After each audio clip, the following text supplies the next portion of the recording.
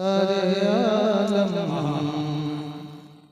में महब्बत की घटा छाई है। सारे आलम में महब्बत की घटा छाई है। सारे आलम में महब्बत की घटा छाई है। आप आए तो ज़माने में बहार आई है।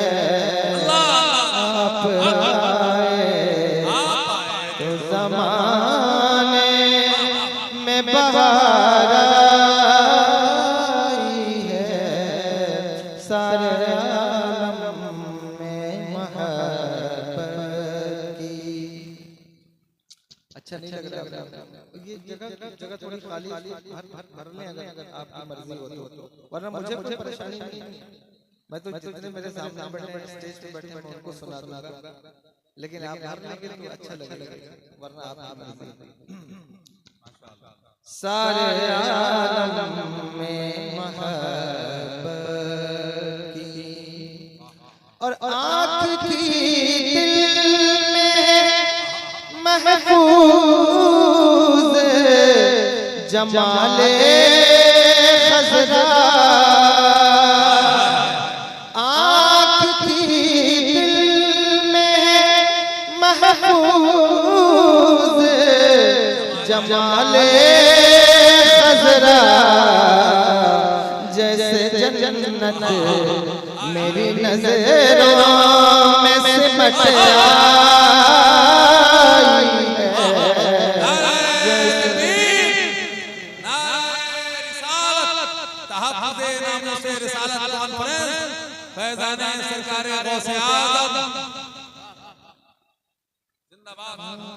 जैसे जन्नत मेरी नज़रों में सिमट आई है। सारे आलम में महब्बत। कम से कम चेहरे पे मुस्कुराहट रखें, ऐसा लगे कि मैं भी कोई ठीक ठाक पढ़ रहा हूं, वरना अहमद भाई की बात मैं इम्यूनिटी का शिकार हो जाऊंगा। आप ऐसा ना करें। इसे चेहरे पे मुस्कुराहट रखें कि लगे उनकी तरह तो नहीं पढ़ सकता, लेकिन जो मैं पढ़ रहा हूं वो हुजूर की नात और आप इसको तवज्जो से। सारे आलम में महब्बत मरने वाले की खुली आंखें खुली रहे दो। मरने वाले की खुली आंखें खुली रहे दो। वो नजर जलवया की तमन्ना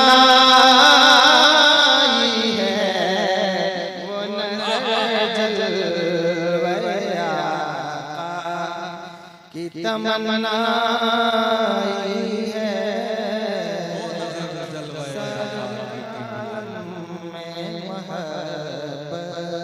मक्ता सुन ले। आज किसी ने मुझे इसका मक्ता भेजा था तो मुझे ये कलाम याद आया। बहुत खूबसूरत कलाम है हज़रत बेगम शाह का, और इसको बहुत सारे शोरा ने अपने अंदाज में पढ़ा है, लेकिन ये अंदाज मुझे बहुत पसंद है। मैं इसका मक्ता पेश करता हूं। सारी दुनिया की निगाहों में गिरा है बेदम।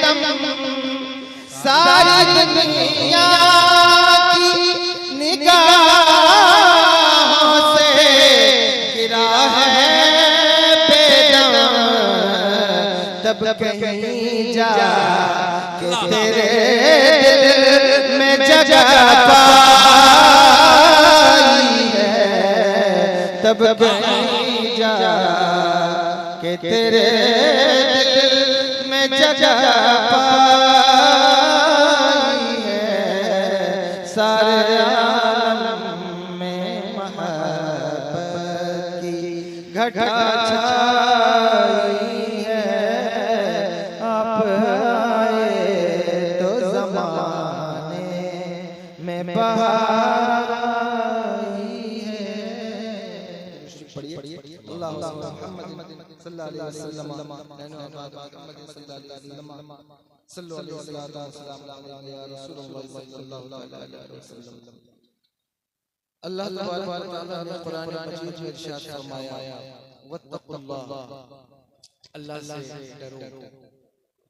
अल्लाह से डरना ये निज़ाम ज़िंदगी को दुरुस्त करने के लिए सबसे अहम चीज़ है।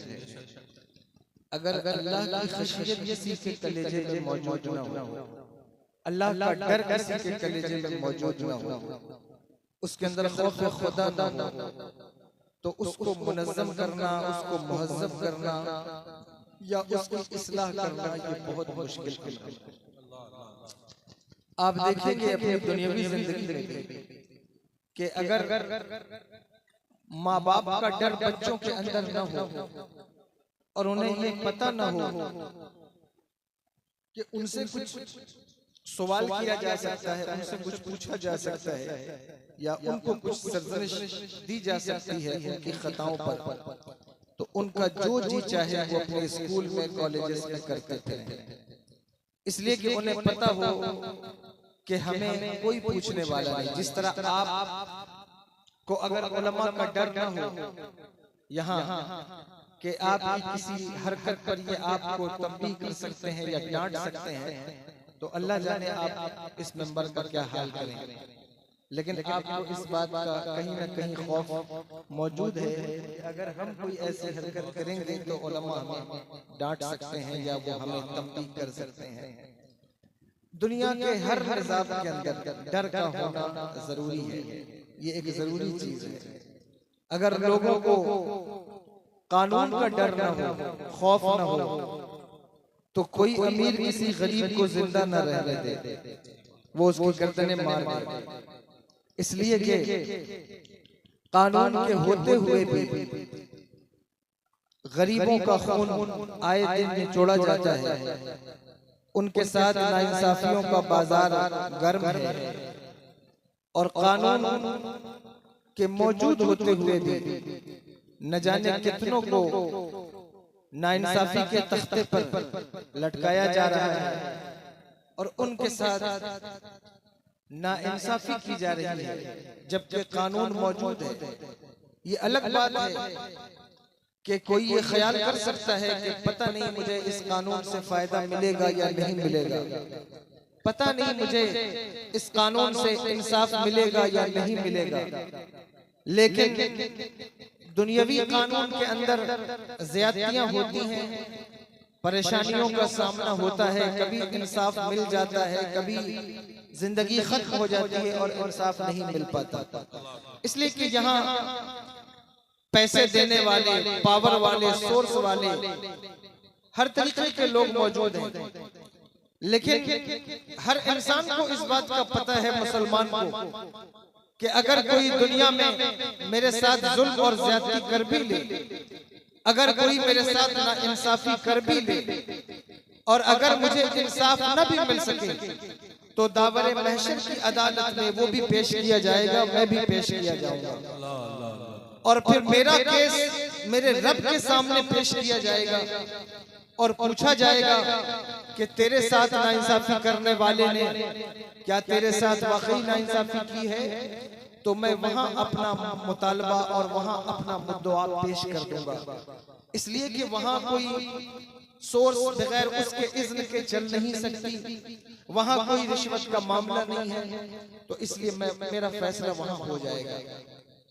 इससे एक बात पता चलती है कि दुनियावी उमूर के अंदर भी कानून का होना बहुत जरूरी है। अगर कानून न हो और उसका खौफ न हो, कानून का डर न हो, तो आए दिन लोगों को के घरों में डकैतियां डाली और कानून के होते हुए भी वो ये काम बाज़ औक़ात कर रहे हैं। पहले सड़कों पर, रास्तों में, चौराहों पर, जंगलों में ये काम होता था, लेकिन अब तो दिन दहाड़े लोगों के मोबाइल से उनके पैसे चुरा लिए जाते हैं। बड़ी बड़ी कंपनियां इस चीज के लिए एस्टेब्लिश हैं कि वो उनके साथ फ्रॉड कर रही हैं। बहरहाल जो अर्ज करना चाहता हूँ उस पर आपकी तवज्जो रहे। जितने लोग सुनना चाहते हैं बस उतने ही लोगों की तवज्जो दरकार है। जो बात मैं कहना चाहता हूँ उसको समझने में थोड़ा वक्त तो लगेगा, इसलिए कि अगर आप चाहें कि मैं फौरन ही तकरीर शुरू करूं और फौरन आपको बात समझ में आने लगे, ऐसा पॉसिबल नहीं है। थोड़ी देर आपको तवज्जो देना होगा, सुनना होगा तवज्जो से, ख्वाह वो 2-4 लोग ही सही हों, लेकिन इंशाअल्लाह फिर उन्हें वो बात समझ में आ जाएगी। अर्ज ये कर रहा हूं कि खौफ का होना कितना जरूरी है। बेटे को अगर खौफ ना हो बाप का तो उसकी जिंदगी की ट्रेन पटरी से उतर सकती है। बेटियों को अगर खौफ ना हो, शागिर्दों को अगर खौफ ना हो, अच्छे रिजल्ट का डर ना हो, उन्हें इस बात का खौफ ना हो कि पता नहीं मेरा एग्जाम सही जाएगा या खराब जाएगा, पता नहीं मैं फेल हो जाऊंगा या पास हो जाऊंगा, तो अगर ये खौफ मौजूद ना हो तो वो उतनी मेहनत ना करें जितनी वो मेहनत करते हैं। तो जब जिले के निजाम को चलाने के लिए, स्टेट के निजाम को चलाने के लिए, इवन घर के निजाम को चलाने के लिए खौफ की जरूरत महसूस होती है, तो कायनात के निजाम को चलाने के लिए अल्लाह का खौफ क्यों जरूरी नहीं है? जबकि वो बेनियाज है, अगर कोई उससे डरे तो भी वो कायनात का निजाम चलाएगा, कोई न डरे तब भी वो कायनात का निजाम चलाएगा।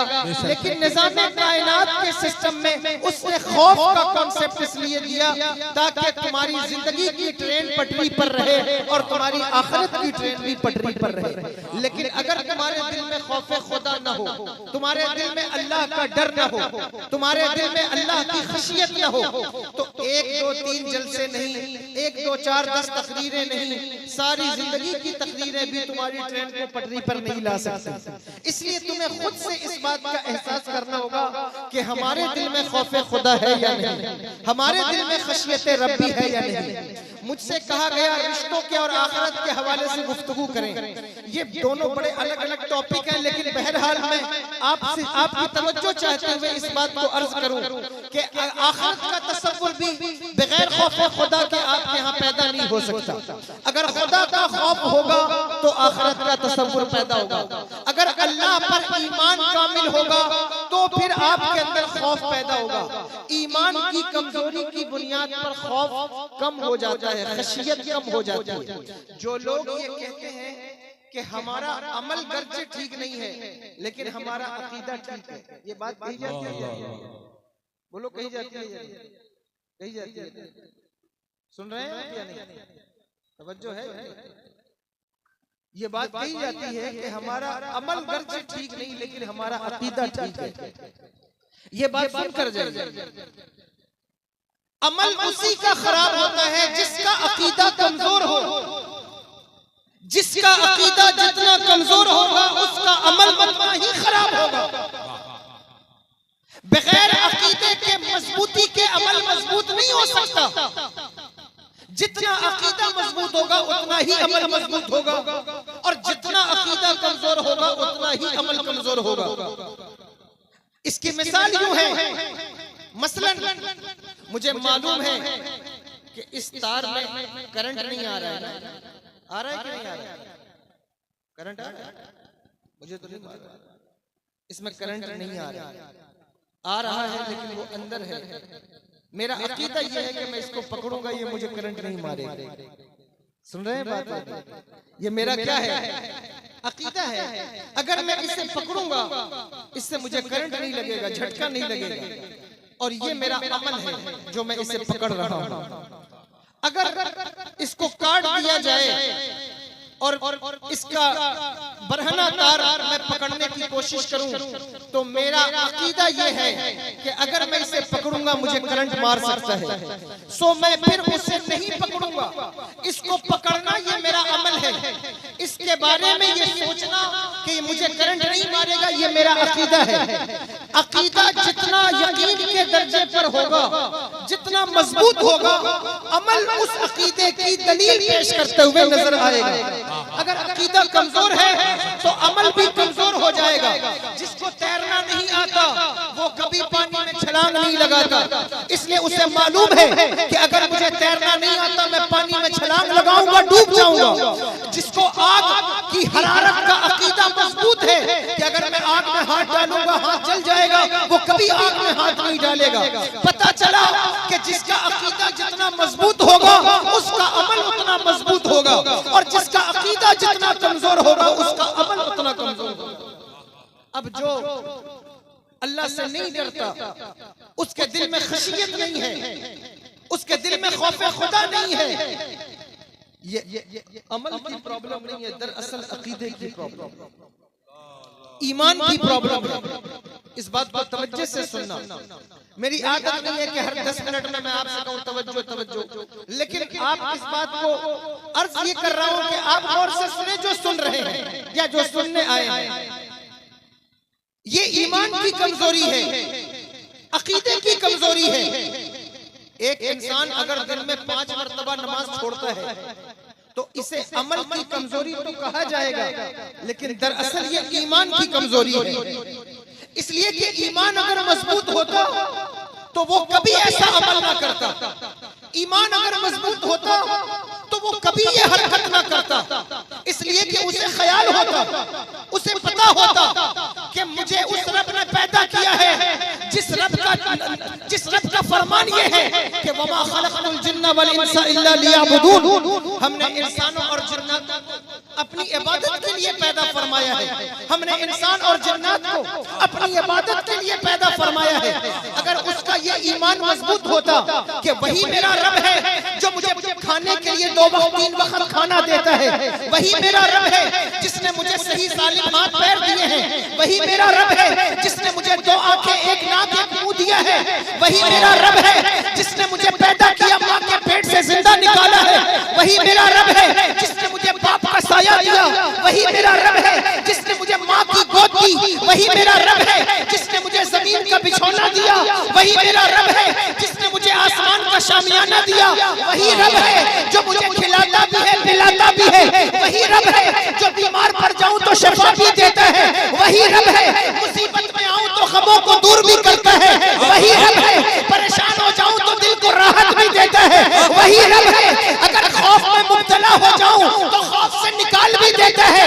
अगर ये ईमान मजबूत होता तो वो बेवफाई तुम कभी अपने रब से न करते जो तुम इस दौर में अपने रब से कर रहे हो। तुम्हारी बेवफाई देखने से ताल्लुक रखती है, तुम्हारी बेवफाई देखने से ताल्लुक रखती है। अल्लाहु अकबर कबीरा।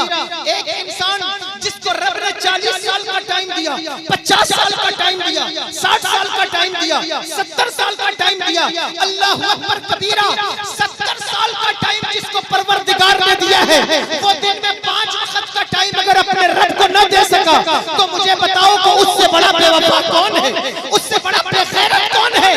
या अल्लाह तूने इतना लंबा वक्त दिया था, इतना लंबा वक्त दिया, लेकिन दिन में 5 मरतबा तुम अपने रब को वक्त न दे सके। मैं जहां जाता हूं मुझसे सबसे पहली डिमांड लोग कहते हैं इस्लाह मुआशरा करें, लेकिन इस्लाह मुआशरा की पहली सीढ़ी का नाम नमाज है। अगर कोई नमाज छोड़कर इस्लाह मुआशरा करना चाहे उसकी इस्लाह नहीं की जा सकती।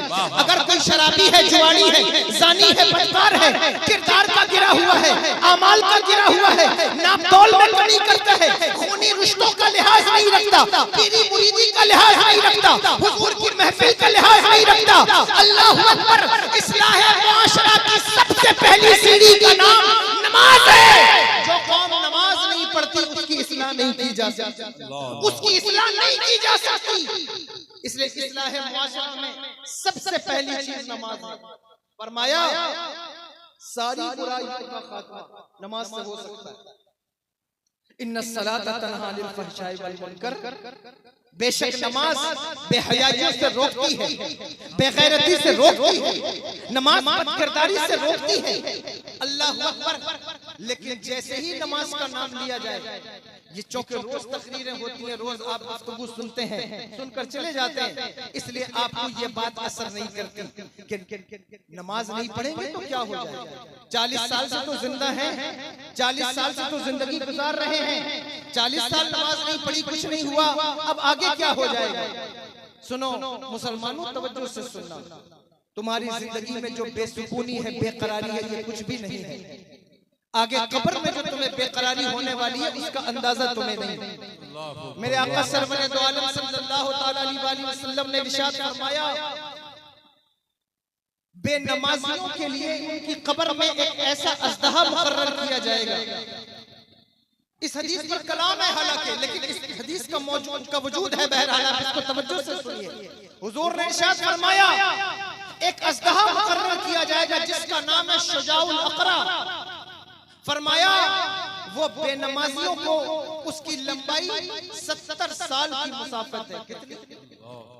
70 साल की मुसाफत है कि कोई 70 साल चले तो उसकी लंबाई तक पहुंचे, इतना लंबा वो अज़दहा है।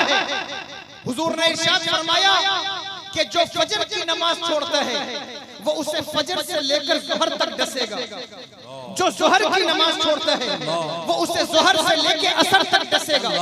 यहाँ माँ बहनें भी बैठी हैं और मैं मुबारकबाद पेश करता हूँ माँ बहनों को, जो आपसे ज्यादा मुहज़्ज़ब होकर बैठी रही, जो आपसे ज्यादा सिविलाइज्ड होकर के बैठी रही, और मुझे मेरी तवज्जो उनकी तरफ ज्यादा है, इसलिए कि अगर मर्द नमाजी बने, मर्द और औरत दोनों पर नमाज फर्ज है, लेकिन बहनों से कहता हूँ मेरी बहनों, अगर मर्द नमाज पढ़ेगा बिलाशुबा उसके ऊपर नमाज फर्ज है, लेकिन खुदा की कसम अगर माएँ नमाजी बन गई, माओ ने नमाज का एहतमाम कर लिया, माओ ने नमाज का एहतमाम कर लिया, तो आपके समाज में, आपके मुआशरे में शराबियों का पैदा होना बंद हो जाएगा, आपके मुआशरे में जुआड़ियों का पैदा होना बंद हो जाएगा। ये जो औबाश किस्म के, गुंडे किस्म के लोग, जिनको महफिल में आने का के आदाब मालूम नहीं, जिनको मस्जिद में जिनका दिल नहीं लगता, ये कहाँ से पैदा होते हैं, कहाँ से आते हैं? जिनके माँ बाप नमाज का एहतमाम नहीं करते, उनके बच्चे वली नहीं पैदा होते, उनके बच्चे नेक और साले नहीं पैदा होते। जो नमाज का एहतमाम करता है, नमाज का ख्याल करता है, आज वलियों पर इतना एतराज क्यों है? कभी आपने गौर किया? अभी हुजूर गौसुल आज़म का महीना चल रहा है, लोग एतराज करते हैं कि पिछले जमाने में वली होते थे, और बिलाशुबा पिछले जमाने में अगर आप वलियों पर गौर करें, आप देखें एक पीरियड के ऊपर, एक असर के ऊपर, तो आपको नजर आएगा कितने औलिया मौजूद थे। अपने वक्त के बड़े बड़े वली एक ही पीरियड के अंदर मौजूद हैं। कहीं जो है वो अल्लाह अकबर हजरत शेख शहाबुद्दीन उमर सुहरवर्दी मौजूद है, उन्हीं के साथ साथ हजरत नजीबुद्दीन अल-क़ुदामा अल-मक़दसी मौजूद है। वही पीरियड हजरत शेख बाउद्दीन ज़करिया मुल्तानी मौजूद है, हुजूर गरीब नवाज मौजूद है, अल्लाह अकबर हजरत बाबा कुतुबुद्दीन बख्तियार काकी मौजूद है। वही पीरियड है, अल्लाह अकबर, इतने वली मौजूद है। कहीं हुजूर महबूब इलाही की खानका जगमगा रही है, कहीं हजरत बाबा फरीद की खानका जगमगा रही है, कहीं जो है वो अल्लाह अकबर इन खानकाहों में सालिक की हैसियत से आने जाने वाले लोगों में बड़े बड़े औलिया, किसी का नाम नसीरुद्दीन चिराग दहली है, किसी का नाम अल्लाह अकबर हजरत सिराज अखी है, कोई हजरत साबिर कलियरी है, कोई हजरत मखदूम अशरफ जहांगीर समनानी है। कितने औलिया मौजूद थे। लोग कहते हैं कि ये सुन्नियों के यहाँ सब पिछले दौर में वली थे, इस दौर में कोई वली क्यों नहीं दिखता, इस दौर में कोई वली क्यों नहीं होता, इस दौर में कोई वली क्यों नहीं नजर आता। सुन्नियों बहुत तवज्जो से सुनना, बहुत तवज्जो से मेरी बात सुनना। जिस तरह तुम्हारी इज्जत, अल्लाह अकबर, तुम्हारा वकार दांव पर लगा हुआ है, इसी तरह तुम्हारा अकीदा भी दांव पर लगा हुआ है। जिस तरह लोग तुम्हारी इज्जतों के पैर है जो है वो उनको खत्म कर देना चाहते हैं, इसी तरह तुम्हारे अकीदे के पीछे भी वो तुले हुए हैं। खुदा के लिए अपने अमाल की भी फिक्र करो, अपने अकीदे की भी फिक्र करो। अल्लाह अकबर, तुम्हारी नस्लों का मुस्तकबिल, तुम्हारी नस्लों का ईमान, तुम्हारी नस्लों का कैरियर, तुम्हारी नस्लों की सुन्नियत तुम्हारे हाथों में है। अगर तुम भी इस जो बेगैरती का मुजाहिरा करते रहे, तुम अभी भी बेहिसी का मुजाहिरा करते रहे, तो तुम अपनी नस्लों को क्या ट्रांसफर करोगे, अपनी नस्लों को आगे क्या क्या करके जाओगे। आज तुम्हारी कंडीशन ये है कि तुम मस्जिद का मुंह देखकर लौट जाते हो। अगर तुम अपनी इसी रविश पर बाकी रहे, तुम्हारी आने वाली नस्लें मस्जिदों को देखना तो दूर की बात है, मस्जिदें बनाना बंद कर देंगे। मस्जिदें बनाना बंद कर देंगी, वो मस्जिदें नहीं बनाएंगी। इसलिए जो बुजुर्ग लोग हैं, जो मैच्योर हो गए हैं, जिन बच्चों की उम्र 17 साल 20 साल है, जो टीनेजर है, मैं उनसे खिताब नहीं कर रहा हूँ। मैं आपसे सफेद दाढ़ी वाले चचा लोगों से गुफ्तगू कर रहा हूँ। खुदा के लिए जो मेरी माँ बहनें बैठी उनसे गुफ्तगू कर रहा हूँ। खुदा के लिए इस बात पर तवज्जो करो, तवज्जो करो, गौर करो। तुम्हारा अकीदा भी दांव पर है, तुम्हारा वकार भी दांव पर है, तुम्हारे औकाफ भी, खानकाहें भी, मस्जिदें भी, मदरसे भी दांव पर है। क्या बचा सकते हो? क्या बचाना सबसे जरूरी है? सबको बचाना है, लेकिन इन सारी चीजों से पहले जिसको बचाना है वो तुम्हारा ईमान है, तुम्हारा अकीदा है। अगर वो नहीं बचा सके तो कुछ नहीं बचेगा। जिंदाबाद। बहुत आवाज खींच रहे हैं। अल्लाह रहम फरमाए। दरूद शरीफ पढ़िए। अल्लाह मुहम्मद सल्लल्लाहु अलैहि वसल्लम नैनो इबाद मुहम्मद सल्लल्लाहु अलैहि वसल्लम सल्लु अलैहि सल्लल्लाहु अलैहि वसल्लम अलैका या रसूल। अगर वो नहीं बचा सके, लोग कहते हैं पिछले दौर में वली थे, लेकिन इस दौर में वली क्यों नहीं नजर आते? इस दौर में औलिया क्यों नहीं दिखते? क्या वजह है? क्या ये फरसीदा बातें हैं, किताबों की कहानियां हैं, या वाकई अल्लाह के वली मौजूद थे? मैं कहता हूं कभी तवज्जो करो। मोर को मारना क्यों मना है? इसलिए कि वो हमारा अंतरराष्ट्रीय पक्षी है। मालूम है आपको या नहीं? क्यों मारना मना है? कि अगर तुम उसे मारोगे उसकी नस्लें खत्म हो जाएंगी। अल्लाहू अकबर। शेर को मारना क्यों मना है? अगर शेरों को मार डालोगे तो उसकी नस्ल खत्म हो जाएगी। हिरन को मारना क्यों मना है? अगर तुम मार डालोगे, वो एक कीमती जानवर है, उसकी नस्लें खत्म हो जाएंगी। अल्लाहू अकबर कबीरा। ये तवज्जो करने वाली बात है। वली क्यों खत्म हो गए और वली क्यों नहीं दिखाई देते? वो है, मेरा अकीदा ये नहीं कि वली नहीं, कोई दौर ऐसा नहीं जो अल्लाह के वलियों से खाली हो, लेकिन वो नजर क्यों नहीं आते? उसकी वजह ये है कि वली पैदा करने वाले माँ बाप नहीं रहे, इसलिए औलिया दिखाई। माँ नमाजी हो, बाप नमाजी हो, अल्लाहू अकबर, शब जिंदादार हो, इबादत गुजार हो, नियतों का मुखलिस हो, अल्लाहू अकबर, रिश्ते निभाने वाला हो, इखलास वाला हो, अल्लाहू अकबर, वो सैक्रिफाइस करने वाला हो, अल्लाह की इबादत करने वाला हो, तो उसके घर में वली पैदा होता है। जो सारी जिंदगी जिसने मस्जिद का मुंह नहीं देखा, सारी जिंदगी जिसको उलमा की बातें महज कान की एक लज्जत का सामान लगती रही, सारी जिंदगी जिसको मजलिसों में आना, महफिलों में आना एंटरटेनमेंट लगता रहा, उसके घर में वली नहीं पैदा होगा, उसके घर में शराबी ही पैदा होगा, उसके घर में जुआरी ही पैदा होगा। चाहते हो कि तुम्हारी नस्लों में वली पैदा हो, नेक और साले बच्चे पैदा हो, अल्लाहू अकबर, नमाजी बनो, नमाजी बनो, नमाज पढ़ो। क्या पैगाम है? एक ऐसा वो अज़दहा है जो तुम्हें फजर से लेके जोहर तक डसेगा, जोहर से लेके मगरिब असर तक डसेगा। अच्छा, मुझे ईमानदारी से बताओ, दिल पर हाथ रखकर बताओ, आज इतना पैसा कमाने के बाद लोगों को सबसे बड़ी परेशानी क्या है? कि उनके कल्ब में बेकरारी है, इज़्तिराब है। आप कहेंगे कि हमको नहीं है, नहीं, ये बीमारी आम होती जा रही है। आज से पहले, इस दौर से पहले हमने इस बीमारी के बारे में नहीं पढ़ा, हमने नहीं देखा कि ऐसी बीमारी कि जो इंसान को बेकरार कर दे, मुस्तरिब कर दे। कोई परेशानी नहीं है हजरत, सारे टेस्ट कराए हैं, महीने का रूटीन टेस्ट कराता हूँ, कोई बीमारी नहीं निकली, कोई परेशानी नहीं है, ना हार्ट है, ना बीपी है, ना शुगर है, ना अल्लाहू अकबर कबीरा थायराइड है, कुछ भी नहीं है हजरत मुझे, लेकिन बेकरारी नहीं जाती, इस्तराब नहीं जाता, परेशानी नहीं जाती। कभी तुमने गौर किया है ये बेकरारी क्यों है, ये इस्तराब क्यों है, ये परेशानी क्यों है, ये मुसीबत क्यों है तुम्हें? मेरी माँ बहनों, मैं तुमसे भी कहता हूँ, कभी तन्हाई में बैठकर गौर करो कि ये परेशानी मुझे क्यों लाहिक हो गई। छोटे छोटे बच्चे हैं, 18 साल 20 साल का नौजवान है, वो कहता है हजरत घबराहट की बीमारी, हजरत मुझे उलझन की बीमारी, हजरत मुझे डिप्रेशन की बीमारी, हजरत मुझे एंजाइटी की बीमारी। ये बीमारी कहां से आ रही है, ये कहां से पैदा हो रही है? अल्लाहू अकबर कबीरा। डिप्रेशन जैसी बीमारी ने पूरे शहर को अपने कब्जे में ले रखा है, डिप्रेशन जैसी बीमारियों ने पूरे इलाके को अपने कब्जे में ले रखा है। नतीजा ये निकल रहा है कि बूढ़े तो बूढ़े, जवान तो जवान, बच्चे भी इस डिप्रेशन के जद में आ रहे हैं। ऐसा क्यों, किस बुनियाद पर हो रहा है? सुनो, मैं तुम्हें बताता हूँ। मेरे आका सरवर दो आलम सल्लल्लाहु ताला अलैहि वसल्लम ने इरशाद फरमाया कि जो एक वक्त की नमाज जानबूझकर छोड़ दे, तवज्जो है आपकी या नहीं, एक वक्त की नमाज छोड़ता है, उसका नाम जहन्नम के दरवाजे पे लिख दिया जाता है, जहन्नम के दरवाजे पे लिख दिया जाता है। एक वक्त की नमाज छोड़ा, उसका नाम जहन्नम के दरवाजे पे लिख दिया जाता है।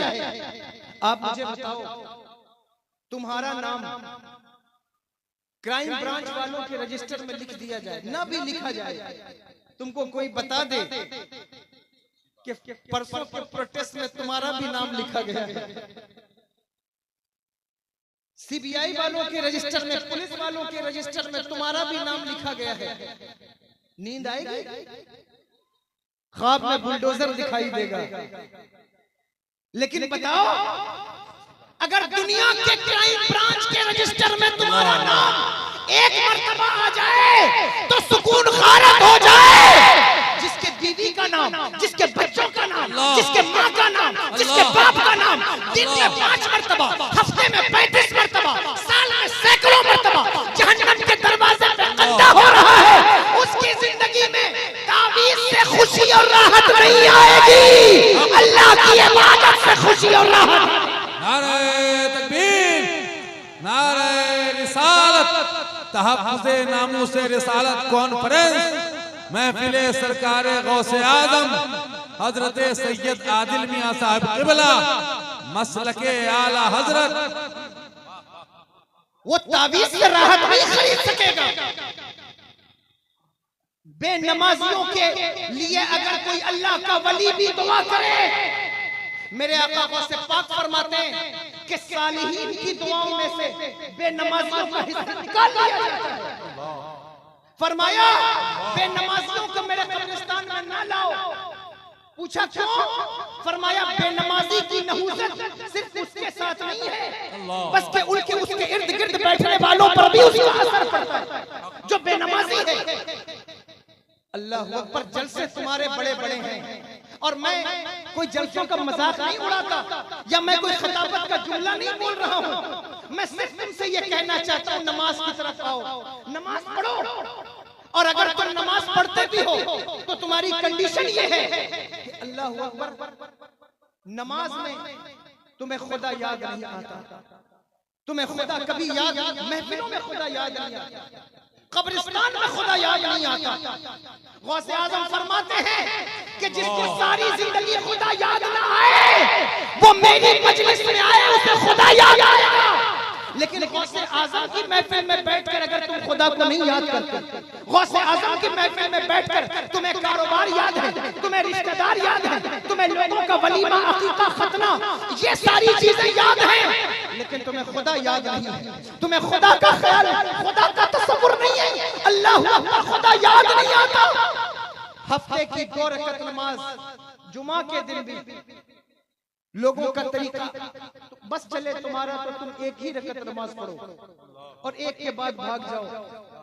लेकिन मैं हैरान होता हूँ, या अल्लाह, ये वो कौम है, ये वो कौम है जिसने कभी कुरान को हाथ नहीं लगाया, जिसने कभी मस्जिद में सर नहीं रखा, जिसको दूसरों के लिबास, दूसरों के ड्रेस, दूसरों की महफिलें सबसे ज्यादा पसंद है। वो मातम करती है अपने जलील होने को, अपने रुस्वा होने को। अल्लाह अकबर, वो मातम करे अपनी बच्चियों के मुर्तद होने का। खुदा की कसम, तुम्हें हक नहीं है, तुम्हें हक नहीं है कि तुम मातम करो, इसलिए कि वो शिकवा कर सकता है, वो कह सकता है कि जिसको खुदा याद हो वो खुदा से फरियाद करे, जिसे खुदा याद ही ना रहा, जिसे खुदा याद ही नहीं, नमाज में भी खुदा याद नहीं, कब्रिस्तान में भी खुदा याद नहीं, नौजवानों को मरता देख के भी खुदा याद ना आए, बड़े बड़े हट्टे कट्टे लोगों को लम्हों में मौत का सफर करते देख करके भी खुदा याद ना आए। अल्लाह अकबर, शहर के हसीनो जमील को कैंसर और खतरनाक बीमारियों में मुब्तला होते हुए देख करके भी खुदा याद ना आए, हसीनो जमीलों को मिट्टी की खुराक बनते हुए देखकर भी खुदा याद ना आए। अल्लाह अकबर कबीरा, उन्हें खुदा कब याद आएगा, कब याद आएगा? नमाज में भी खुदा याद ना आए, न वो हुस्न में रही गर्मियां, न वो इश्क में रही शोखियां, न वो गज़नबी में तड़प रही, न वो गम है ज़ुल्फ़े अयाज़ में। मैं जो सर पर सजदा हुआ कभी तो ज़मीन से आने लगी सदा, तेरा दिल तो है सनम आशना, तुझे क्या मिलेगा नमाज में। तुम्हारी कंडीशन ये हो गई, नमाज पढ़ो।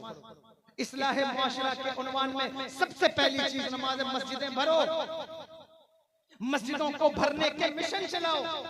तुमने अहले बैत के नाम की कमेटियां बनाई हैं, तुमने हुजूर गौसुल आजम के जलसे के नाम की कमेटियां बनाई हैं। ये मेरा मशवरा है, नाक़िस तवज्जो से सुनना। तुमने रबीउन नूर शरीफ के जलसों की कमेटियां बनाई हैं। मैं तुमसे कहता हूं, अपने मोहल्ले में लोगों को नमाजी बनाने की कमेटी बनाओ और फिर नोट करो कि तुमने महीने में कितने नमाजी बनाए हैं, तुमने हफ्ते में कितने नमाजी बनाए हैं।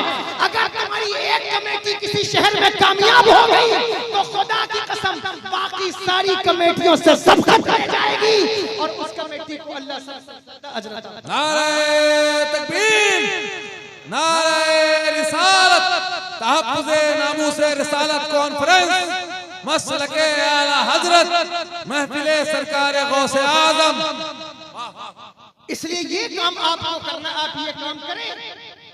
जरूरी नहीं है कि आपके इलाके में 10,000 लोग रहते हैं 10,000 जलसे में आ जाएं, ऐसा जरूरी नहीं। 10,000 आए तो 10,000 सुन ले, ये भी जरूरी नहीं। 2 लोग सुनो, 10 लोग सुनो, लेकिन उन 10 लोगों में कम से कम 4 लोग ऐसे होने चाहिए जो किसी अमल का, उनके पास कोई अमली मंसूबा मौजूद हो, वो कुछ करना चाहते हो, वो कदम बढ़ाना चाहते हो, वो आगे बढ़ना चाहते हो, वो कौम को मुसीबत से निकालना चाहते हो। कौन आएगा तुम्हें बचाने, तुमको खुद कदम बढ़ाना होगा। खुदा की खशियत पैदा करो, खुदा का खौफ पैदा करो। अगर खुदा का खौफ दिल में आएगा तो लोगों से डरना भूल जाओगे। खुदा का खौफ दिल में आएगा तो अल्लाह अकबर हुकूमतों से डरना भूल जाओगे। ये खुदा का खौफ न होने की दलील है कि इंसान पत्ता खड़कने से डरता है। खुदा का खौफ न होने की दलील है कि वो अपने साए से डरता है। लेकिन जिसके दिल में खुदा का खौफ हो, अल्लाह अकबर कबीरा, वो इन चीजों से नहीं डरता, वो इन चीजों से घबराता नहीं, परेशान नहीं हो जाता। इसलिए सबसे पहले अपना अकीदा मजबूत, वत्तकुल्लाह, अल्लाह से डरो। अल्लाहु अकबर, तसाअलून बिही वल अरहाम, फरमाया फिर जिसके नाम से मांगते हो वास्ते देते हो, और फरमाया अपने रिश्तों का ख्याल करो, रिश्तों का लिहाज रखो। देखो कुर्बे क़यामत में जो चीजें सबसे ज्यादा खतरनाक तुम्हारे सामने आने वाली है, उसमें एक अहम बात जो मैं तुमसे करना चाहता हूं, जो हमारे बुजुर्गों ने बताई, वो क्या है? फरमाया कुर्बे क़यामत की निशानियों में एक बड़ी निशानी यह है कि रिश्तों का लिहाज खत्म हो जाएगा, रिश्तों की पासदारी खत्म हो जाएगी। और पहले तो ये वो निस्बती रिश्ते, कोई शागिर्द अपने उस्ताद के रिश्ते की कदर नहीं करेगा, मुरीद अपने पीर के रिश्ते को नहीं मानेगा, सामाईन अपने खतीब अपने मुबल्लिग के रिश्ते को भूल जाएंगे। फिर नतीजा ये निकलेगा कि धीरे धीरे भाई अपने भाइयों के रिश्ते को, बेटे अपने बाप के रिश्ते को, बेटियां अपनी माँ के रिश्ते को फरामोश कर दें। खाला, चचा, ताया, ये तो बड़ी दूर की बात है। बेटा बाप को बाप मानने को तैयार नहीं, बेटी माँ को माँ मानने को तैयार, ये क़यामत की निशानी है। लोगों होश के नाखून लो, माल तुमने जितना जमा किया है, इस्लाम ने पाबंदी नहीं लगाई है, खूब जमा करो, जितना जी चाहे घर बनाओ, बड़े घर बनाओ, अच्छी गाड़ियों में घूमो, लेकिन खुदा तुम्हें याद रहे, तुम्हें दीन याद रहे। दीनदार वो नहीं होता जो सारा कारोबार छोड़कर मस्जिद में बैठ जाए। अल्लाहु अकबर। दीनदार और दुनियादार की डिफिनेशन क्या है? अगर वो कारोबारी भी जो खुदा को याद करता है वो दीनदार है, और मस्जिद के मेंबर पर बैठकर जो खुदा को भूल गया वो दुनियादार है। जहां कहीं भी हो तुम्हें खुदा याद होना चाहिए। कयामत तुम्हारे बिल्कुल करीब है। आप क्या समझते हैं कयामत की कितनी निशानियां जो हमें हुजूर ने इरशाद फरमाया कि कुर्बे कयामत में साल महीनों की तरह, महीने हफ्तों की तरह और हफ्ते दिनों की तरह, और दिन ऐसे जैसे एक आग का लश्कारा लग के और बुझ जाए। ये कंडीशन आपकी हो गई है या नहीं? अब अभी रमजान गया है, ये वारिस चिश्ती साहब, अहमदुल फत्ता साहब, ये सब यहाँ बैठे जितने स्टेज वाले, इनसे पूछ लो कभी हम रमजान के बाद प्रोग्राम शुरू हुए, मिलना जुलना शुरू हुआ, देखते देखते कब रबिउल नूर आया, कब रबिउल आखिर आया, अब जुमादिल उला सामने है और फिर जो है वो रमजान सामने है। अल्लाह तुम्हें भी हमें भी रमजान तक ले जाए। लेकिन साल महीनों की तरह हो गए, दिन की बरकत खत्म, महीनों की बरकत खत्म, हफ्तों की बरकत खत्म। अल्लाहू अकबर। पहले सुबह और शाम के दरमियान एक चीज होती थी जिसे दोपहर कहा जाता था, अब वो खत्म हो गई। पता नहीं दोपहर कहाँ गई, बरकतें खत्म हो गई, पैसे की बरकत खत्म, माल की बरकत खत्म, उम्र की बरकत खत्म। अल्लाहू अकबर। 40-40 साल के लोग, 30-30 साल के लोग अपनी कब्र में सो गए, उनको शदीद बीमारियों ने जकड़ लिया है, वो चलने फिरने के लायक नहीं बचे।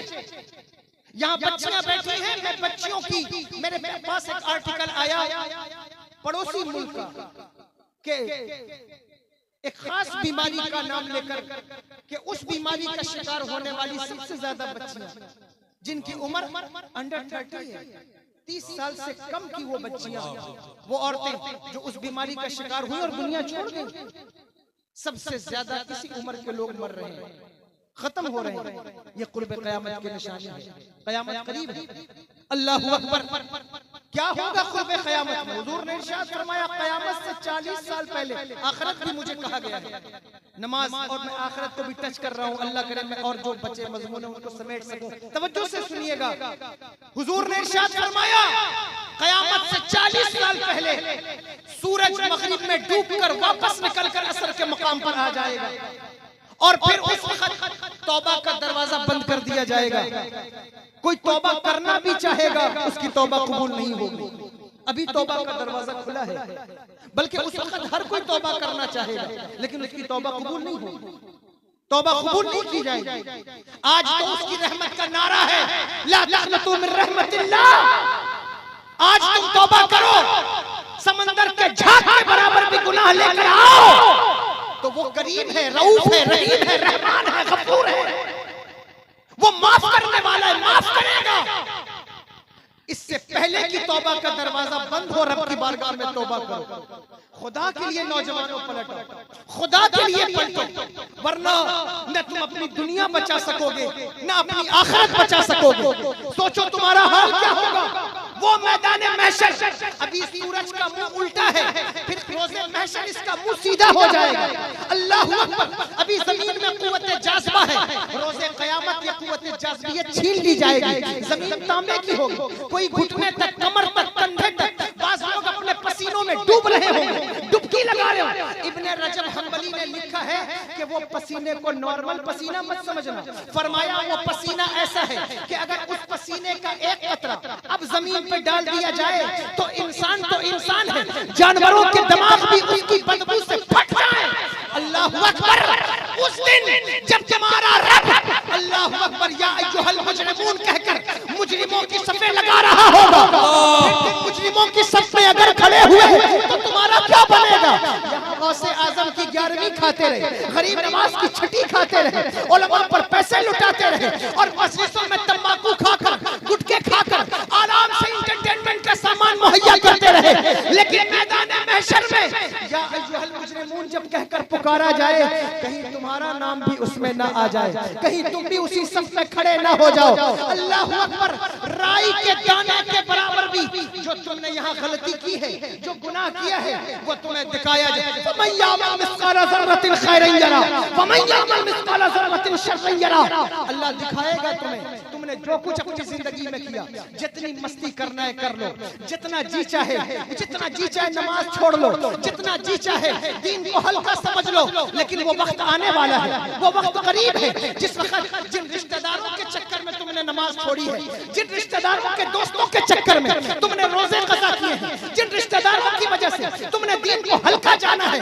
यही रिश्तेदार, यही दोस्त, साथ में सिगरेट पीने वाले, अल्लाह अकबर, साथ में पान खाने वाले, गुटखे की दुकान में बैठकर अइम्मा और उलमा की चुगली और गीबत करने वाले, जिस दिन तेरी आंख बंद होगी तुझे कब्र में उतार कर वहां 2 मिनट खड़े रहना भी बर्दाश्त नहीं कर सकेंगे। लोगों की कंडीशन ये है, दोस्तों की बात छोड़ो, घर के अजीज अपने रिश्तेदार जनाजा पढ़ने के बाद मिट्टी तक नहीं देते, वापस आ जाते हैं। मिट्टी तक नहीं, मैं इस पर कोई फतवा नहीं दे रहा हूँ, लेकिन अब ये करना चाहता हूँ, कम से कम जो खूनी रिश्ते हैं या कम से कम जो ऐसे रिश्तेदारियां हैं उनको इतना तो लिहाज होना चाहिए कि मैं इतनी देर कब्र पर बैठूं जितना हुजूर ने इरशाद फरमाया है।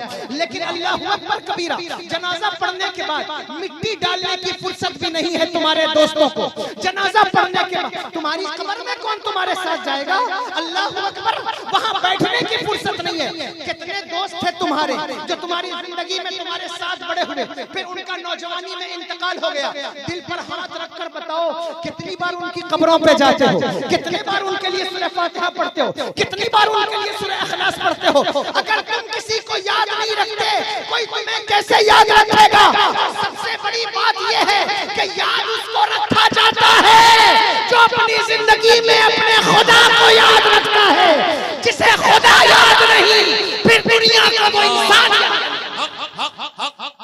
वो नहीं याद रहता, दुनिया वो नहीं याद रहता। इसलिए आखिरत को याद करो, कयामत करीब है। देखो, जिन चीजों पर तुम्हारा अकीदा लुढ़क रहा है, तुम भटक रहे हो, औरतें भी बैठी बहनें, इनसे कहता हूं वो कुर्बे कयामत की एक निशानी है। अकीदों का खराब होना, लोगों को कंडीशन ये है इस वक्त कि फायदा होना चाहिए, कहीं से भी फायदा हो, चाहे ताबीज देने वाला हिंदू हो, गैर मुस्लिम हो, ईसाई हो, क्रिश्चियन हो, कोई हो, नाम के आगे कादरी लिखने वाले अगर गैरों से दुआ और ताबीज ले रहे हो तो बताओ कि इससे बड़ी बेवफाई क्या हो सकती है? मेरे हल्के के एक शख्स ने मुझसे कहा कि हजरत, मैं एक ऐसे ज्ञानी पुरुष से मिला जिसको जमीन के अंदर का इल्म है, बता देता है कि कहां पानी है, कहां कोयला है, कहां सोना है। ऐसा इंसान है। अल्लाह अकबर। मैंने कहा इसमें कौन सी बड़ी बात है यार, ये तो मशीन भी बता देती है पानी कहां है, पेट्रोल कहां है, डीजल कहां है। उसने कहा नहीं, उन्होंने मुझसे कहा कि तुम 15 दिन गाड़ी मत चलाना। अगर ये मैं अकीदे की कमजोरी बयान कर रहा हूँ, कुर्बे कयामत की अलामत है ये। कहा 15 दिन गाड़ी मत चलाना, इसलिए ये 15 दिन तुम्हारे ऊपर दुश्वार है, अगर तुम चलाओगे तुम्हारा एक्सीडेंट होगा। मैंने कहा क्या हुआ? कहा हुआ। मैंने कहा 15 दिन का टाइम पीरियड बहुत होता है। अगर हम किसी से कहें कि 15 दिन में तुमको कुछ न कुछ हादसा हो सकता है तो ये कोई बड़ी चीज नहीं है, किसी के साथ हो सकता है, लेकिन अपना ईमान क्यों खराब करता है? लेकिन मैं तुम्हें अपनी करामत के तौर पे नहीं, अहले मेंबर बैठे, मैं बहुत छोटा आदमी हूँ, खुदा की कसम हुजूर गौसुल आजम की कि इस सिलसिले की फजीलत के एतबार से एक बात बयान करना चाहता हूँ। अल्लाहु अकबर। मैंने उसी वक्त दिल में कहा, या गौसे आजम, ये दीन का मुआविन है, हल्के का आदमी है, दीन की मुआविनत करता रहता है। अगर इसका अकीदा खराब हो गया तो अल्लाहु अकबर कबीरा, हम कैसे आगे दीन का काम करेंगे? लाज रखें, और मैं जो कहने चाहता हूं उसकी लाज रखें। मैंने उससे कहा अगर तू किसी एस्ट्रोलॉजर से मिला है, अगर तू किसी ज्ञानी से मिला है और तेरा अकीदा कमजोर हो गया तो सुन, मैं गौसे आजम का मुरीद होने की बुनियाद पर कहता हूं, आज के बाद से जो भी भविष्यवाणी करेगा गलत साबित होगी। जो भी भविष्यवाणी करेगा गलत साबित होगी। उसने कहा ऐसी बात है, आप, मैं मेंबर पर बैठा हूं, मेरे पास 20 दिन के 15-16 दिन के बाद आए। कहा हजरत बिल्कुल आपने सही फरमाया था, ये मेरी करामत नहीं है, खुदा की कसम गौसे आजम के निस्बत की लाज है। लाज है ये कि आप अपने अकीदे को, अभी तो दज्जाल का आना बाकी है, चमत्कार को देखकर ईमान बेचने वालों, शोबुदाबाजियों को देखकर ईमान का सौदा करने वालों, ये नमाज न पढ़ने की नहूसत है, ये ईमान की कमजोरी की नहूसत है जो तुम्हारे मुआशरे में फैल रही है।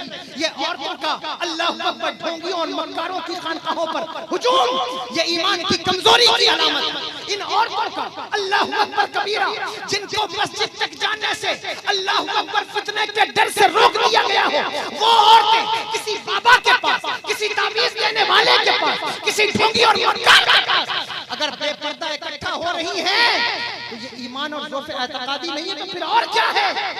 इस पर तवज्जो करना होगा।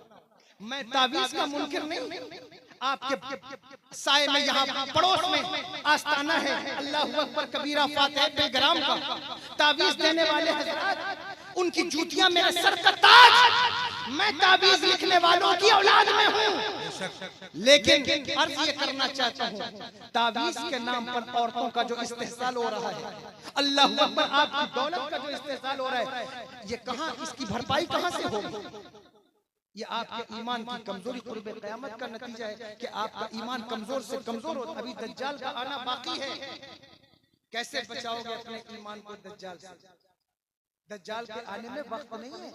मेरे आका सरवरे दो आलम सल्लल्लाहु तआला अलैहि वसल्लम ने इरशाद फरमाया, हजरत फातिमा बिन्त कैस रावी, सुनाऊं? जो है फातिमा बिन्त कैस रावी अल्लाह अकबर कबीरा, वो कहती हैं कि एक दिन हुजूर ने हम सबको मस्जिद में इकट्ठा किया। ये हदीस दज्जाल है, तवज्जो से सुनिएगा। मैं सिर्फ इसलिए सुना रहा हूं ताकि आपको पता चले कि दज्जाल के आने में अब कितना वक्त बचा हुआ है। कहती हैं हुजूर ने हमें इकट्ठा किया और इकट्ठा करके हमसे पूछा, अतदरूना लिमा जमअतुकुम, तुम्हें मालूम है हमने तुम्हें क्यों जमा किया है? हमने कहा वल्लाहु आलम व रसूलुहु आलम, अल्लाह और उसका रसूल ही जानते हैं। अल्लाह अकबर। हुजूर ने इरशाद फरमाया, ये देखो ये तमीमदारी है, ये ईसाई था, ये मेरे पास आया है और ईमान लाया है, लेकिन इसने किस्सा बयान किया। मैं चाहता हूँ कि वो किस्सा तुम्हारे सामने बयान करूं। तवज्जो, हुजूर बयान फरमा रहे हैं और क्या फरमाया? सही मुस्लिम की हदीस से मुबारक है, फरमाया मेरे आका ने कि ये तमीमदारी और इसके कबीले के 30 लोग, बनु लखान और बनु जुज़ाम के 30 लोग या उससे कुछ ज़ायद समंदर के सफर पर निकले। तवज्जो है, सुन रहे? समंदर के सफर पर निकले और 1 महीने तक लहरों के थपेड़ों से जूझते रहे, रास्ता भटक गए समंदरी सफर में, और रास्ता भटक करके 1 महीने तक भटकते रहे। कहते 1 महीने के बाद हम एक ऐसी नामालूम जगह पर पहुंचे जहां हमें एक आइलैंड दिखाई देता था, एक जजीरा था। छोटी कश्तियों में बैठकर हम उस जजीरे के करीब, हजरत तमीमदारी की खुद रवायत है, वो कहते हैं हम बैठ कर गए तो हमने देखा कि उस आइलैंड पर कोई इंसान नहीं है, लेकिन वहां एक जानवर हमें दिखाई दिया। तवज्जो से सुनिएगा, कहते एक जानवर हमें दिखाई दिया, और वो जानवर कैसा? फरमाया वो कसीरुश्शार, बहुत ज्यादा बाल रखने वाला और इतना मोटा और फरबा कि हमें समझ में नहीं आता था कि इसका मुंह किधर है और इसकी पुष्ट किधर है। माँ बहनें भी तवज्जो से सुने, फरमाया इसकी पुष्ट किधर है, इसका मुंह किधर है, हमें पता नहीं चलता था। जब हमने उसे देखा तो हमने कहा वही लगा तेरी खराबी हो कमबख्त, तू क्या है? उसने इंसानी जबान में कलाम किया, उसने कहा मैं दज्जाल की जस्सासा हूँ, जासूस हूँ, मैं दज्जाल की जासूस हूँ। हमारे शारीर ने लिखा है कि ये है दाबतुल अर्द जो कुर्बे क़यामत में जाहिर होगा। फरमाया मेरे आका सरवरे दो आलम सल्लल्लाहु अलैहि वसल्लम ने, उसने कहा मैं दज्जाल की जस्सासा हूँ। यहाँ एक शख्स है जिसको इंसानों से मिलने का बड़ा इश्तियाक है, आज तक किसी इंसान से नहीं मिला, तो तुम आ गए हो उससे मिलो। हजरत तमीमदारी कहते हैं हम डर गए कि कहीं ये जिन्नात तो नहीं, शैतान तो नहीं। तो सामने एक गिरजा था, हम उस गिरजे में दौड़कर दाखिल हुए। हमने नहीं देखा इससे पहले कभी इतना बड़ा इंसान जो हमने उस गिरजे में देखा। वो कहते निहायत ही हैकल और बड़ा तंदुरुस्त और जबरदस्त हैकल बॉडी का इंसान हमने देखा। इतना बड़ा इंसान हमने नहीं देखा आज से पहले, जिसके टखने से घुटनों तक लोहे की जंजीरों में कसकर बंधे हुए और जिसका हाथ पीछे उसकी गर्दन पर लोहे की जंजीरों में बंधा हुआ और वो उस जंजीर को छुड़ाने की पूरी कोशिश करता है। अल्लाह अकबर। हमने उसे देखा तो हम हैरान रह गए और हमने उससे पूछा कि तू कौन है? ये दज्जाल है। तवज्जो से सुनना, तवज्जो है आपकी या नहीं?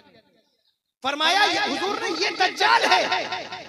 हजरत तमीमदारी कहते तू कौन है, तेरी खराबी हो? वो कहता है कि यहाँ तक तो कोई आ नहीं सकता, लेकिन तुम आ गए हो, मेरी खबर तो तुम्हें पहुंच जाएगी। ये बताओ कि तुम कौन हो? उसने 4 सवाल किए हैं हजरत तमीमदारी से। तवज्जो है, सुन रहे हैं आप या नहीं? सुन रहे हैं? पीछे वाले भी सुन रहे हैं? 4 सवाल किए हैं दज्जाल ने। सुनिएगा, वो दज्जाल है, एक आइलैंड पर कैद है। ये हुजूर की सही हदीस है जो मैं बयान कर रहा हूँ।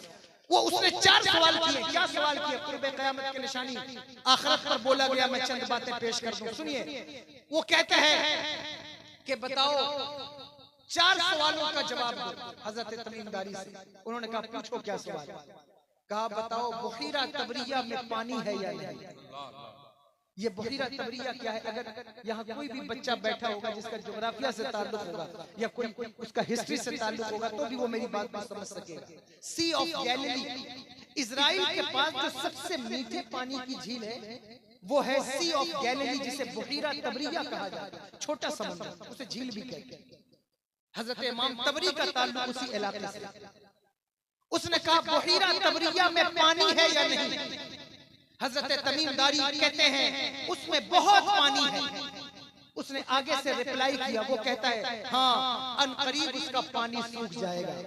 यानी वो अपने निकलने का वक्त बता रहा है। वो कहता है अनकरीब वो पानी सूख जाएगा, खत्म हो जाएगा। नौजवानों, अगर तुम्हें मेरी बात पर एतबार ना हो तो यहाँ से उठने के बाद गूगल करना और उसमें डालना। बच्चियां बैठी हैं, बहनें, उनसे भी कहता हूँ सी ऑफ गैलिली डालो। ये ऊपर जो है वो सीरिया है और लबनान है, उसके दाहिने जानिब सीरिया है, उसके नीचे जॉर्डन है, उसके सामने इजराइल है और बीच में सी ऑफ गैलिली है। उस सी ऑफ गैलिली से एक नदी चलती है जो डेड सी में गिरती है, बहरे मुर्दार, उसको जॉर्डन रिवर कहते हैं। इत्तेफाकन मैंने एक दिन दौरान तालिब इल्मी में एक बोर्ड पर ये नक्शा बना दिया। मैंने इसको पढ़ा तो पढ़ने के बाद मैंने वो नक्शा बनाया। मेरे उस्ताद थे, अल्लाह तबारक व तआला उनकी मग़फ़िरत फरमाए, करवट करवट जन्नत अता फरमाए। वो तशरीफ लाए, उन्होंने पूछा बच्चों से ये किसने बनाया है? किसी ने मेरा नाम लिया तो मुझको उन्होंने बुलाकर कहा कि ये नक्शा आपने बिल्कुल ठीक बनाया जो मैंने यहाँ बनाया अभी। कि ऊपर लबनान है, उसके साइड में जो है वो सीरिया है, शाम है, उसके नीचे जॉर्डन है, फिर उसके सामने जस्ट इजराइल है और बीच में वो सी ऑफ गैलिली है और वो कनेक्ट है डेड सी से, बहरे मुर्दार से। बहरे मुर्दार कौन सा समंदर है? सुन रहे हो या नहीं? मैं यूं ही बोल रहा हूँ, बहुत अहम बात कह रहा हूँ। ये जो बहरे मुर्दार है ये दुनिया का सबसे ज्यादा खारे पानी का समंदर है, सबसे ज्यादा खारे पानी का समंदर है। और सी ऑफ गैलिली ये सबसे मीठे पानी का समंदर है। और उस पानी से एक नदी निकलती है जो बहरे मुर्दार में गिरती है। मेरे उस्ताद ने मुझे बुलाकर कहा ये सब आप जानते हैं कि ये जॉर्डन रिवर मीठे पानी के समंदर से खारे पानी में क्यों गिर रही है? मैंने कहा नहीं जानता हुजूर, आप इरशाद फरमाया इसकी वजह यह है कि जैसे जैसे बुखीरा तबरिया का पानी बहरे मुर्दार में गिरता जाएगा, मीठे पानी को खारे पानी में जितनी जल्दी गिराया जाएगा, लोगों के अखलाक और किरदार का परिंदा भी उतना ही गिरता जाएगा। लोगों की ज़बान, किरदार, मेयार, अखलाक गिरते जाएंगे, रिश्तों का मेयार गिरता जाएगा। अल्लाहु अकबर। आप सर्च करके देखो, दुनिया में सबसे तेजी से सूखने वाला समंदर है बुखीरा तबरिया। 2001 की फोटो मेरे पास है, मैंने उसकी देखी, उसमें कोई 70-75 टीले दिखते हैं, लेकिन 2025 की आप फोटो सर्च कीजिए बुखीरा तबरिया की, 300 से ज्यादा टीले उसमें दिख रहे हैं। और मेरे आका ने इरशाद फरमाया यही वो बुखीरा तबरिया है कि जब याजूज और माजूज निकलेंगे तो इसके पानी का एक कतरा भी नहीं छोड़ेंगे, वो पूरा पी जाएंगे। ये क़यामत की निशानी है। आप अपना घर बनाते रहो, आप नमाज़ें तर्क करते रहो, क़यामत तुम्हारे सर पे। हुजूर जब दज्जाल का जिक्र फरमाते तो सहाबा कहते हैं हम डर जाते, हमें ऐसा लगता कि बस यूं दज्जाल खजूरों के पीछे से निकल कर अभी आ जाएगा, इतना करीब है उसका आना। लेकिन आप इस बात पर तवज्जो नहीं कर रहे। उसने दूसरी बात पूछी, कहा बताओ बैसान के इलाके में खजूरें फल दे रही हैं या नहीं? बैसान कहते हैं आज भी अरबी लिखारी और पुराने भी जितने भी याकूत अल-हम्दी को देख लें सभी ने ये जो इलाका है जॉर्डन का और ये जो मैंने बयान किया इसको बैसान से ताबीर किया जाता है। उसने पूछा कि वहाँ की खजूरें फल दे रही हैं या नहीं? उन्होंने कहा वहाँ की खजूरें भी फल दे रही। उसने कहा अनकरीब फल देना बंद कर देगा। फिर उसने एक और चश्मे के बारे में पूछा। उन्होंने कहा उस चश्मे में भी पानी है, कहा अनकरीब वो सूख जाएगा। उसने आखिरी सवाल क्या किया है, तवज्जो, उसने कहा बताओ उम्मियों का नबी आ गया या नहीं आया? नबी उम्मियों का नबी आया या नहीं? उन्होंने कहा हाँ वो मक्के से हिजरत करके मदीने आया। जब उसने ये सुना तो खुशी से कूदने लगा, खुशी से कूदने लगा। ऐसा लगा कि जैसे उसके निकलने का वक्त बिल्कुल करीब आ गया है। उसने कहा उम्मियों का नबी आ गया, बताओ अरब वालों ने उनके साथ क्या सलूक किया? कहा उनके साथ लड़ाई की। कहा फिर गलबा किसको हुआ? कहा अल्लाह के नबी को। कहा अरब वालों ने उनकी इताअत कबूल की या नहीं? इन्होंने कहा हाँ इताअत कबूल की। अब दज्जाल के मुंह से अपने नबी की तारीफ सुनो। वो कहता है अल्लाहु अकबर, वो कहता है अरब वालों के लिए यही बेहतर था कि वो उस उम्मियों के नबी की इताअत कबूल कर ले। अल्लाहु अकबर कबीरा। ये बात जो मैंने तुमको बयान की है ये इसलिए बयान की है कि क़यामत कितने करीब है, कितने करीब है क़यामत। लेकिन आपको अभी भी इस बात का ख्याल नहीं, आप इस बात पर कान नहीं धर रहे हैं कि आपका होने वाला क्या मिलेगा, क्या लेकर जाओगे। आज तुम्हारे पास वक्त है, जो लोग तुम्हारे साथ रहते हैं, जो तुम्हारे रिश्तेदार हैं, उनसे अच्छे बोल अपने माँ बाप का दिल खुश कर, अपने भाइयों बहनों का जो हक है वो उन्हें दे दो, उनसे रिश्ता ना तोड़ो, उनसे मुंह ना मोड़ो। ऐसा न हो कि तुम्हारे जाने के बाद लोग तुम्हें गाली देकर याद करें। ऐसा न हो कि तुम्हारे जाने के बाद लोग तुम्हारा मजाक उड़ाकर तुम्हें याद करें। दुनिया से जाना सबको है, कुछ अच्छी यादें छोड़कर, कुछ अच्छी यादें छोड़कर जाओ। भाइयों और बहनों के रिश्ते खराब हो गए, माँ और बेटियों के रिश्ते खराब हो गए, बाप बेटों के रिश्ते खराब हो गए। इन सब चीजों की बुनियादी वजह है अल्लाह का खौफ ना होना। जिसके दिल में भी अल्लाह का खौफ होगा वो रिश्तों का लिहाज करेगा, रिश्तों की पासदारी करेगा। मैं तुम्हें बताऊं, अगर तुम्हें रिश्ते निभाना नहीं आता, कभी अहले बैत से सीख लो कि रिश्ते कैसे निभाए जाते हैं। चचा और भतीजों में कभी नहीं बनती, लेकिन अहले बैत में भौंकने वालों, कभी इन रिश्तों का मेयार अहले बैत में झांक कर देखो कि भाई भाइयों के साथ वफा कैसे करते हैं। एक भाई का नाम शहजादे गुलगो कुबा सुल्तान औलिया इमाम हुसैन है और एक भाई का नाम हसन मुज्तबा है। खुदा की कसम मिसाल ला कर दिखाओ, मिसाल ला कर दिखाओ। बहनों से रिश्ते खराब हैं, सैयदा ज़ैनब की तरफ देखो, अल्लाहु अकबर। भतीजों से रिश्ते खराब हैं, हजरत इमाम कासिम की तरफ देखो। कौन है इमाम कासिम? अल्लाहु अकबर कबीरा। सारे रिश्तेदार मैदान करबला में जमा थे। बोलो जमा थे या नहीं? जमा थे, सारे रिश्तेदार जमा थे। रिश्तेदार का मतलब क्या हुआ? खानदान वाले सभी। हजरत मुस्लिम बिन अकील के शहजादान हैं, हजरत अब्बास अलंबरदार हैं, उनके अल्लाहु अकबर कबीरा हजरत इमाम कासिम में सब जमा है। इमाम आली मकाम ने क्या कहा? जिसको जाना है जा सकता है, सबके लिए इजाजत है। लेकिन वफा किसे कहते हैं? तवज्जो। अगर तुम 25 साल से करबला सुन करके भी वफा नहीं सीख सके, रिश्तों को निभाना नहीं सीख सके, तो करबला ही से सीख लो कि रिश्तों को निभाया कैसे जाता है, रिश्तों की लाज कैसे रखी जाती है।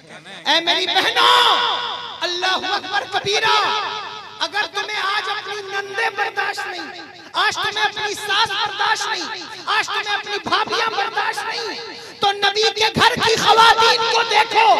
किसी का नाम उम्मे बनीन है, अल्लाहु अकबर, किसी का नाम उम्मे सलमा है, किसी का नाम हजरत ज़ैनब है। तुम्हें पता चलेगा रिश्तों से वफा कैसे की जाए। हजरत उम्मे बनीन कौन है? अल्लाहु अकबर, ये हजरत मौलाए कायनात की ज़ौजा है। और कहने में ज़बान जलती है, बेअदबी लगती है, लेकिन समझाने के लिए कहता हूँ, सौतेली माँ है हजरत इमाम हसनैन करीमैन। उनके बेटे का नाम हजरत गाजी अब्बास है। तवज्जो है। गाजी अब्बास उनके 4 बेटे, अल्लाह अकबर। उन्होंने परवरिश कैसे की अपने बच्चों की? वो कहते हैं अल्लाह अकबर, मैं अली की बेटी हूँ, अब बेटा अब्बास, मैंने तुझे बुढ़ापे के लिए नहीं पाला कि तू बुढ़ापे में मेरा सहारा बने। मैंने तेरी परवरिश इसलिए की है कि तू अपने भाइयों की गर्दनों से पहले अपनी गर्दन उन पर निछावर कर दे, इसलिए मैंने तेरी परवरिश की है। नारे तकबीर, नारे रिसालत, फज़ाइले अहले बैत मुस्तफा। जब माएं उम्मे बनीन का किरदार पढ़ेंगी तो भाइयों में एक दूसरे की कॉलर खींचने की रस्म नहीं, बल्कि एक दूसरे से गले मिलने की रस्म पैदा हो। मुझे फोन आया था सैयद उवैस मुस्तफा साहब क़िबला दामत बरकातुहुल आलिया ने कहा कि आप सिला रहमी पर गुफ्तगू कीजिएगा, इसलिए मैं चंद बात कर रहा हूं। फरमाया अल्लाह अकबर, इन्हीं से सीख लो, इनसे सीखो रिश्ते कैसे निभाए जाते हैं। हजरत सैयदना गाजी अब्बास अल्लाह अकबर, ये चचा है ना हजरत इमाम कासिम, हजरत इमाम अली अकबर के चचा है। लेकिन अब तो लोग इन चीजों पर भी एतराज करते हैं, लेकिन बहरहाल मेरा वो मौजू नहीं। हजरत गाजी अब्बास चलते थे हजरत अली अकबर के साथ, तो वो अपने घुटनों पे हाथ रखकर चलते थे, हाथ रखकर चलते थे। भतीजे हैं हजरत अली अकबर। पूछा लोगों ने, अब्बास तू चचा है और घुटनों पे हाथ रख के क्यों चलता है? कहा ये मेरा भतीजा अली अकबर तस्वीर मुस्तफा है, मैं नहीं चाहता कि मेरे जिस्म का साया तस्वीर मुस्तफा पर पड़े, इसलिए मैं इसके झुक झुक के चलता हूँ, झुक झुक के चलता हूँ। अल्लाह, इन्हीं से सीख लो, इन्हीं से सीख लो। अल्लाह अकबर। छोटा मोटा वाकया नहीं है करबला का, बहुत बड़ा वाकया है, बहुत बड़ा वाकया है। आपने कितनी मर्तबा करबला सुना होगा, लेकिन जो कुर्बानियां वहां पेश की गई अजीजों अहिब्बा रिश्तेदारों के साथ, आप इसको अगर कभी इस एंगल से देखें कि रिश्तों को निभाने का तरीका क्या है, तो वो करबला से मिलता है। जब मेरे इमाम ने कहा था कौन सा ऐसा पहलू है जिंदगी का जो करबला से नहीं मिलता, उस पर एतराज कायम हुआ। ये जवाब कौन सा ऐसा पहलू है करबला का, अल्लाह अकबर, जिससे जिंदगी का कोई शोभा मुंसलिक नहीं। देखो कैसे कितना बड़ा वाकया है, कितना बड़ा वाकया। मोतबर बात करूंगा, कोई अपने दिल की और हिकायत नहीं बयान करूंगा, तवज्जो से सुनो। इतना बड़ा वाकया कि जिस वक्त इमाम आली मकाम का सर दमिश्क की जामा मस्जिद में आया, तवज्जो है, सुन रहे हैं आप या नहीं? दमिश्क की जामा मस्जिद में आया, एक शख्स वहां कुरान की आयत तिलावत करता था। लिखा किसने है? तवज्जो, हजरत अल्लामा जलालुद्दीन सयूती शरूह सुदूर के अंदर, और बल्कि शेख अब्दुल हक मुहद्दिस दहली ने लिखा है। अल्लाह अकबर। इमाम अबू नुआइम ने हिलिया में लिखा है, हजरत बाबा फरीदुद्दीन गंज शकर ने लिखा है। क्या लिखा कि जब आपका सर जामा मस्जिद दमिश्क में आया, एक शख्स कुरान की आयत की तिलावत करता था, इमाम का जिक्र हो रहा है, कम से कम इसकी लाज रखो, तवज्जो से बैठ जाओ, थोड़ी देर बैठ जाओ खुदा के लिए। जब उनका सर आया, कुरान की तिलावत करता था सूरह कहफ की, अम हसिबता अन्ना अस्हाबल कहफ वर्रकीम कानू मिन आयातिना अजबा, अल्लाहु अकबर कबीरा। जब उसने ये तिलावत इस आयत पर आया, इमाम के सर से आवाज आई, अल्लाह अकबर। क्या आवाज आई? फरमाया अल्लाह, क्या फरमाया? फरमाया इन्ना अस्हाबल कहफ मिन अस्हाबल कहफ अजबा कत्ली व हमली।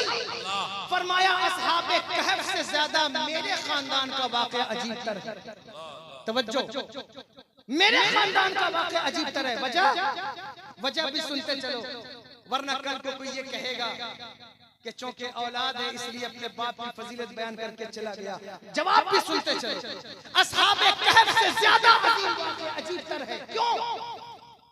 किसी चीज को किसी चीज से मुमताज करने के लिए दो चीजें होती हैं अरबी के अंदर। यहाँ उलमा बैठे, माँ बिल इश्तिराक क्या है और माँ बिल इम्तियाज क्या है, ये देखना होगा। अगर आप कहें कि जनाब सैयद साहब क़िबला आपसे अच्छी खिताबत को सैयद वारिस साहब करते हैं, तो सैयद वारिस साहब को खिताबत के जुमरे में लाना होगा, मानना होगा कि मैं भी खतीब हूँ, ये भी खतीब है, ये मानना होगा। ये माबिल इश्तिराक है। पहले मुशारकत चाहिए हो। अगर आप ये कहें कि यहाँ के जलसे से अच्छा फला जगह का जलसा है तो दोनों को जलसा बहरहाल मानना होगा। इसको माबिल इश्तराक कहते हैं। इमाम कहते हैं कि मेरा वाक़या असहाबे कहफ से अजीब तर है, वजह क्या है? माबिल इश्तराक क्या है? माबिल इश्तराक ये है कि अल्लाहु अकबर, वो भी दीन बचाने निकले थे, मैं भी दीन बचाने निकला। वो भी दीन बचाने निकले थे, मैं भी दीन बचाने निकला। उनके पीछे भी बादशाह पड़ा था, मेरे पीछे भी वक्त का बादशाह है। अल्लाह अकबर। ये यजीद कोई आप इसको इस तरह से न समझें कि उसकी हुकूमत क्या थी। वो भी बादशाह के मुखालिफ थे, हम भी बादशाह के मुखालिफ। फरमाया अल्लाह अकबर कबीरा, वो भी अल्लाह की रजा चाहते थे, मैं भी अल्लाह की रजा चाहता हूं। वो भी हक पर थे, मैं भी हक पर हूं। ये माबिल इश्तराक है। माबिल इम्तियाज क्या है? फरमाया माबिल इम्तियाज ये है कि वो बादशाह की वजह से गार में चले गए और मैं बादशाह की वजह से मैदान में आ गया हूं। ये माबिल इम्तियाज है।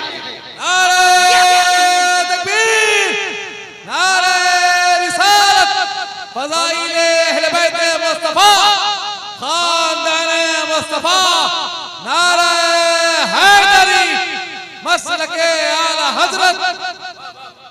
ये माबिल इम्तियाज है कि वो खार में चले गए, मैं उनकी गुस्ताखी नहीं करता।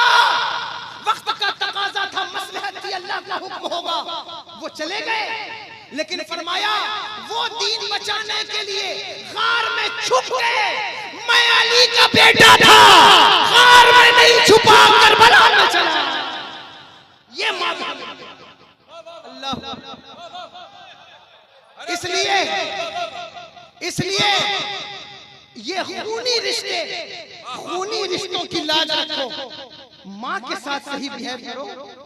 हजरत इमाम अली मकाम हजरत इमाम हसन सारी जिंदगी माँ के साथ बैठकर खाना नहीं खाया।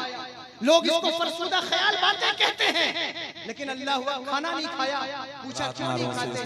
कहा मुफ्ती नानपारा मुबल्लिग मसलके आला हजरत खतीबुल हिंद हजरत अल्लामा मुफ्ती खालिद साहब क़िबला की आमद हो रही है। नारे तकबीर, नारे रिसालत, उलमाए अहले सुन्नत, मुहाफिज़े रिसालत कॉन्फ्रेंस, उलमाए अहले सुन्नत, मुहाफिज़ाने मसलके आला हजरत। बस मैं गुफ्तगू खत्म करना चाहता हूँ, जो तशरीफ लाए हैं। अर्ज ये कर रहा हूँ कि नहीं खाया क्यों? कहा माँ इसलिए नहीं खाता, आप शहजादी रसूल हैं सल्लल्लाहु अलैहि वसल्लम, आपके साथ खाने में कहीं गुस्ताखी ना हो जाए, इसलिए होश संभालने के बाद। उस इमाम हसन रज़ी अल्लाह तआला अन्हु के शहजादे हज़रत इमाम कासिम, रिश्तों की बात चल रही है। दो चीजों पर मैंने गुफ्तगू की है जितना मुझसे हो सका है। आखिरी बात है हुजूर गौसुल आज़म की तरफ आ रहा हूँ, बात खत्म कर दूंगा।